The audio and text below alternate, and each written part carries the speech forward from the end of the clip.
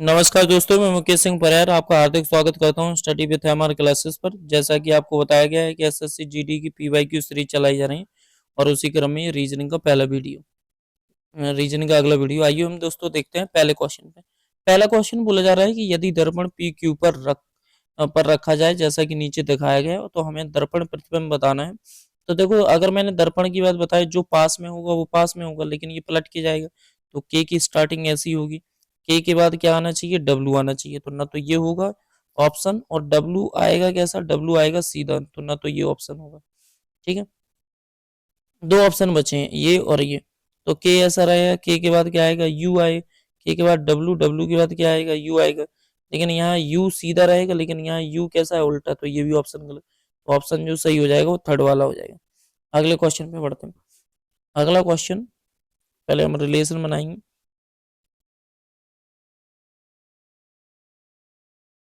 इसमें क्या है, उल्टा चलेगा। ठीक है, इस तरफ को।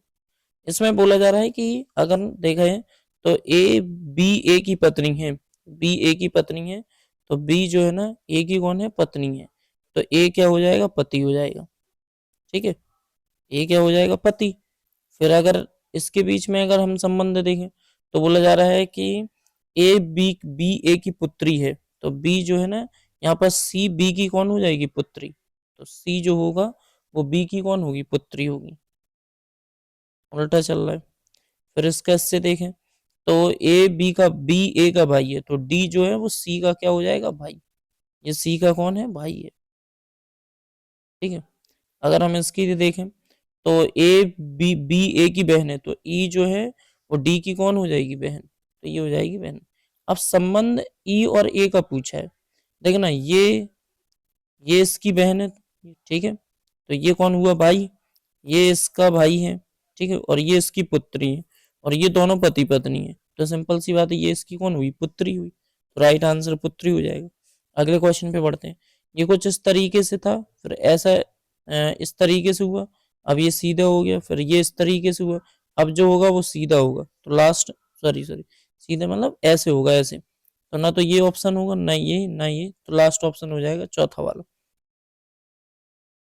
अगर हम यहाँ से देखें, तो प्लस स्लोली स्लोली की अगर वैल्यू लिखेंगे, तो 19, 12 और 15 और 23, 12 और 25 को जो ये लिख पा रहे हैं, लिख रहे हैं 20, 13, 14, 24, 13, 26, ये लिखा जा रहा है। तो अगर हम देखें यहाँ से, तो ये +1 हो रहा है, ये -1, ये फिर +1, ये फिर -1, ये +1 और ये -1। यहाँ पर भी टी को ये क्या लिख रहे हैं, टी को इन्होंने क्या लिखा है, अच्छा सॉरी, एक मिनट, गलत कर रहा हूँ। हाँ, एफ को इन्होंने क्या लिखा, जी। तो +1, आर को एस, -1, फिर +1 -1। तो अगर बी को हम +1 लिखें तो सी में आएंगे, ओ को हम लिखेंगे तो एन में आएंगे। ठीक है, और ओ सी एन, अच्छा ये दूसरा सी एन, फिर आर को +1 में लिखोगे तो एस आओगे। फिर इसके बाद आई को क्या करोगे आप, -1, तो आई को -1 तो एच आओगे। फिर उसके बाद क्या आ जाएगा, ओ और एच। तो आंसर हो जाएगा पहला राइट। अगले क्वेश्चन पे बढ़ते हैं दोस्तों। अगला क्वेश्चन आपसे ये बोला जा रहा है कि अंग्रेजी वर्णमाला शब्दकोश में लगाना है इन्हें। तो अगर हम देखें ऐसे, के आई और के आई यहाँ पर है, ये एन है। तो के आई के बाद फिर एन आ रहा है, एन, के आई एन यहाँ भी है, लेकिन यहाँ जी है और यहाँ डी है, डी यहाँ डी पे खत्म है, तो पहला हो जाएगा। पहले के बाद फिर कौन सा आ जाएगा, पांचवा। पांचवें के बाद आएगा चौथा, क्योंकि जी आ रहा है। ठीक है, ये चौथा आ गया। तो 1, 5, 4 केवल लास्ट वाले ऑप्शन में ये राइट हो जाएगा। बोला जा रहा है सभी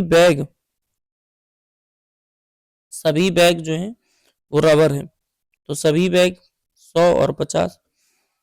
कुछ रबर, तो अगर कुछ रबर की बात करें तो ये 50 हो गए, और ये कुर्सियां हैं, कुर्सियां। तो ये कितना आ जाएगा, 50 आ जाएगा।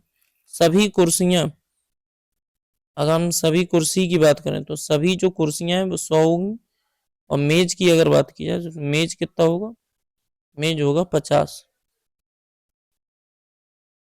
ठीक है दोस्तों, अब हमें यहाँ से ये देख रहे हैं कुछ रबर बैग हैं, बोला जा रहा है कुछ जो रबर हैं, कुछ रबर बैग हैं, तो ये सही हो जाएगा पहला। ठीक है, कुछ कुर्सियां रबर हैं, कुछ कुर्सियां रबर हैं, दोनों 50-50 हैं, ये भी सही हो जाएंगे। कुछ कुर्सियां मेज हैं, ये दोनों 50-50, ये भी सही। तो सभी निष्कर्ष क्या करेंगे, अनुसरण करेंगे। अगले क्वेश्चन पे पढ़ते हैं। अगला क्वेश्चन अगर हम यहाँ से देखें तो 7, 8, 15, 19 और 20 तो इन्होंने क्या लिखा है, इन्होंने लिखा है 10, 3, ये प्लेस वैल्यू लिख रहे हैं इन सभी की। फिर उसके बाद 18, फिर उसके बाद 14 और फिर उसके बाद 23। अब अगर हम यहाँ से देखें तो ये +3 हो रहा है, उसके बाद ये -5, फिर उसके बाद ये +3, फिर ये -5, फिर उसके बाद ये +3। ठीक है दोस्तों, इस तरीके से कहीं ना कहीं वैल्यू चल रही है। और अगर हम देखें तो +3 -5 +3 -5 ये सब चल रहा है।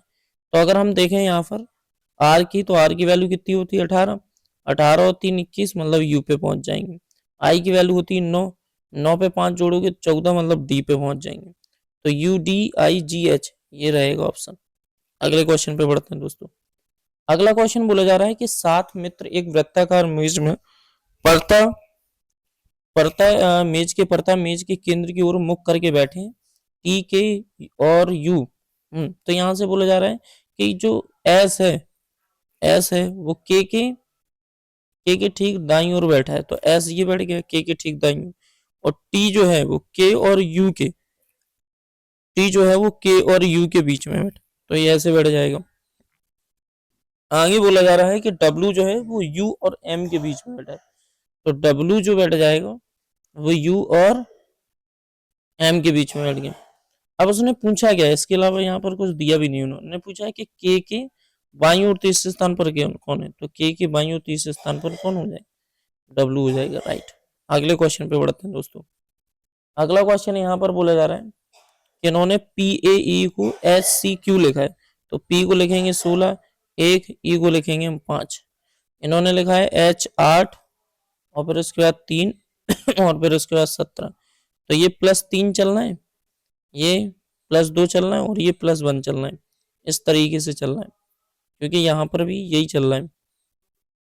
ठीक है, अगर हम देखें यहाँ पर तो E को 5, S को 19 और H को क्या लिख पा रहे हैं 8, तो इन्होंने यहाँ लिखा 6 और U को 21 और K को 11।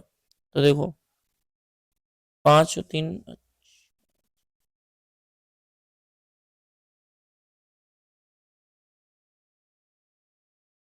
एक मिनट रुकना दोस्तों,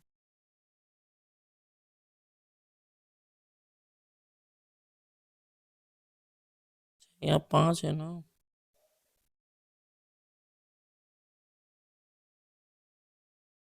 गलत कर दिया।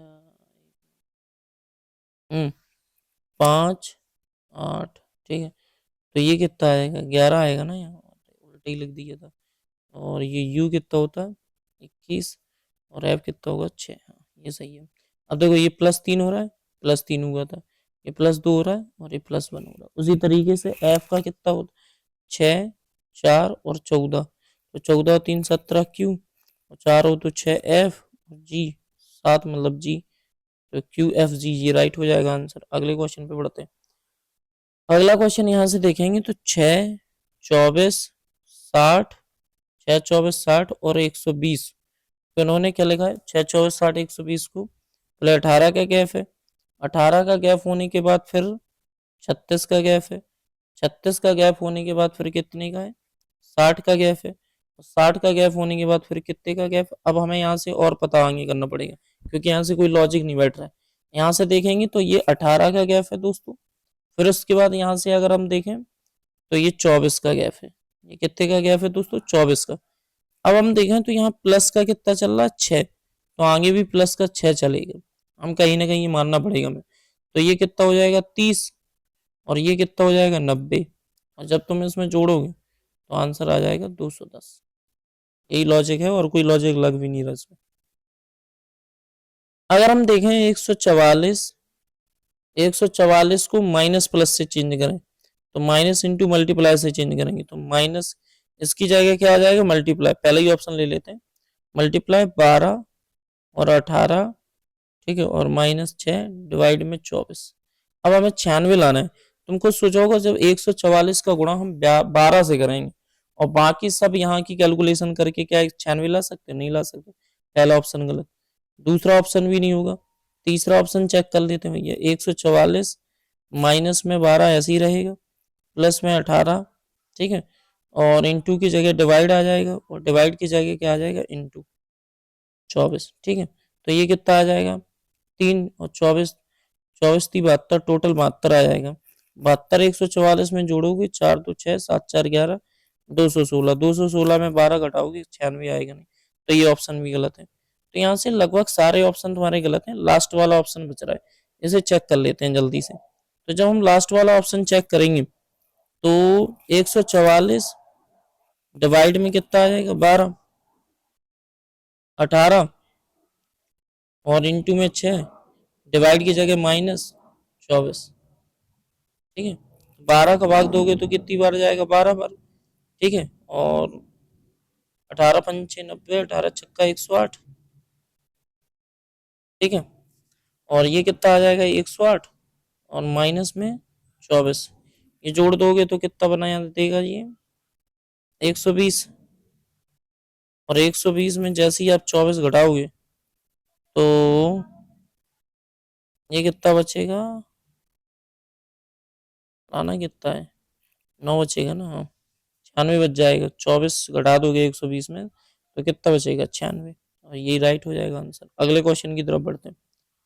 अगला क्वेश्चन, अब हम इनकी सबसे पहले प्लेस वैल्यू लिखेंगे। जैसे ही हमने प्लेस वैल्यू लिखी तो 7, 10, 11 और 15 का जो संबंध चल रहा है वो चल रहा है 19, 8, 9 और 7 से, ठीक है। अब हमें यहाँ पर देखना है क्या हो रहा है। तो यहाँ पर हमने जैसे देखा 17 है ना, पहला 17 कहाँ से? क्या लिख रहा हूँ मैं? क्या लिख दिया? एक मिनट, की प्लेस वैल्यू तो अलग होगी ना, कुछ और ही लिख रहा था। 24, 3 और m की प्लेस वैल्यू कितनी होती है दोस्तों? 13 और q 17 का संबंध जो होगा वो 25, 4, 14 और r की वैल्यू होती है 18, ठीक है। अब यहाँ से अगर हम देखें तो ये क्या चला? प्लस का 2, प्लस का 2 नहीं, प्लस का 1, हाँ ये चला प्लस का 1, ये भी प्लस का 1, ये चला प्लस का 1 और ये भी चला प्लस का 1। सब में हो क्या रहा है? +1 +1 हो रहा है। तो जब आप y से +1 करोगे तो z पे आओगे, d से करोगे तो e पे आओगे, ठीक है। तो ये वाला ऑप्शन राइट हो जाएगा, ठीक है। o पे आओगे और s पे आ जाओगे। सब में +1 चल रहा है। चील का पंजा से तो घोड़ा का किस में आ जाएगा? खुर में। अगले क्वेश्चन की तरफ बढ़ते हैं। अब यहाँ से अगर देखा जाए तो q से s, q की वैल्यू होती है 17 और s की वैल्यू होती है 19, तो +2 चला, ठीक है, बिना लिखे डायरेक्ट सॉल्व करें। फिर उसके बाद j से h तो -2, k से i ये भी -2, फिर उसके बाद e से g ये +2, तो मतलब +2 -2 -2 फिर +2 ये चल रहा है। उसी तरीके से देखो s से u तो +2, h से f -2, i से g -2 और g से i +2, तो ये चल रहा है। तो u से जब +2 करोगे तो u से करोगे तो w, u से +2 करोगे तो किस पे पहुंच जाओगे? w से, फिर -2 कम करोगे तो d पे पहुंच जाओगे, ठीक है। और w d एक ही ऑप्शन है राइट, तीसरा। अगले क्वेश्चन पे बढ़ते हैं। अगला क्वेश्चन आपको दो को दर्शाने वाले फलक के विपरीत आपको देखना है कि दो की फलक के विपरीत कौन सा होगा। अगर हम दो के विपरीत जाएं तो कॉमन ट्रैक देखेंगे यहाँ पर कौन सी है? 2, तो 2 को पकड़ लेते हैं। 2 के बाद आएगा 4, 4 के बाद 5, मतलब कॉमन ट्रैक ऐसे पकड़ के घुमा दिया, ठीक है। 2 के बाद 4, 4 के बाद 5, 2 के बाद 6 और 1, तो यहाँ है क्या? नहीं है, 3, तो 2 के विपरीत क्या आ जाएगा? 3, ये राइट हो जाएगा आंसर। अगले क्वेश्चन पे बढ़ते हैं। अब हम इसमें ये देखना है कि गणितीय चिन्हों का संयोजन चयन करके जिसे क्रमिक रूप से चिन्हों के स्थान पर रखने दे दिया, कौन सा समीकरण संतुलित होगा, ठीक है। हम पहले ही ऑप्शन चेक कर लेते हैं। 10 इंटू में 18 प्लस में 19, ठीक है, इंटू में 2 और माइनस में 1 बराबर में 217, ये लाना है, ठीक है। ये हो जाएगा 180, ये हो जाएगा 38 और ये हो जाएगा 1। ये बच्चा कितना है यहाँ से 37। तो 37 जैसे ही जोड़ोगे तो ये 7, 8 3 11, 217 राइट आंसर पहले ही। अगले क्वेश्चन पे बढ़ते हैं। देखो हमें 11 और 15 का यूज करके 78 बनाना है। अब हम 11 और 15 का यूज करके 78 एक ही तरीके से बना सकते हैं। 11 और 15 को जोड़ लेते हैं। तो 11 और 15 को जैसे ही हमने जोड़ा तो ये कितना बन रहा है 26, और 26 का कितना गुना 3 गुना 78 हो जाएगा। उसी तरीके से 12 और 18 को जोड़ेंगे तो ये बनाएगा 30, 30 का 3 गुना कितना होता है 90। उसी तरीके से जब 13 और 19 को यहाँ जोड़ेंगे तो ये कितना हो जाएगा 32, और 32 का 3 गुना कितना होगा 96। राइट आंसर हो जाएगा चौथा। ठीक है दोस्तों, अगले क्वेश्चन की तरफ बढ़ते हैं। अगला क्वेश्चन जैसे ही हम देखते हैं तो अगले क्वेश्चन में हमें क्या बताना है कि वह विकल्प चित्र चुनिए जो प्रस्तुत चित्र अंतर्निहित है। तो अगर हम यहाँ पर देखें तो इस तरीके से ये यहाँ पर हमें बता रहे हैं। तो ये कुछ आकृति, न तो ऐसी कोई आकृति दिख नहीं रही और ना ही ऐसी कोई आकृति डबल वाली है भी नहीं। ये आकृति कहीं ना कहीं दिख रहा है कि ये आकृति राइट होगी, इसका आंसर जो होगा ये राइट होगा। अगले क्वेश्चन पे बढ़ते हैं दोस्तों। अगला क्वेश्चन आपसे ये बोला जा रहा है कि 6 व्यक्ति हैं और विपरीत दिशा में बैठे हैं।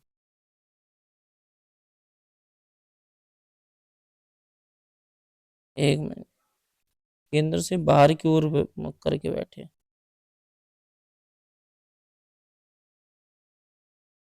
अब यहां से बोला जा रहा है कि यू जो है ना वाई के, यू जो है ना वाई के दाईं ओर तीसरे स्थान पर बैठा है। तो यू यहाँ बैठ गया वाई के दाईं ओर तीसरे स्थान पर। उसके बाद फिर बोला जा रहा है कि डब्लू जो है वो यू के बाईं ओर, डब्लू ठीक बगल में बैठा है यू के, तो यहाँ डब्लू बैठ जाएगा। आगे बोला जा रहा है डब्लू वी के बाईं ओर तीसरे स्थान पर है, वी के, तो वी यहाँ बैठ जाएगा। ठीक है, वी कहाँ बैठ गया यहाँ पर, वी के दाईं ओर तीसरे स्थान पर। जेड है ना यू के बगल में नहीं बैठा, तो जेड तो यहाँ बैठेगा नहीं, जेड यहाँ बैठ जाएगा। तो बच कौन रहा है एक्स, तो एक्स यहाँ बैठ जाएगा। पूछा क्या है कि डब्लू और वाई के बीच में कौन बैठा है, तो डब्लू और वाई के बीच में जेड बैठा है। राइट आंसर जेड हो जाएगा। धन्यवाद दोस्तों, अगर आपको कोई दिक्कत है तो आप कमेंट कर सकते हैं।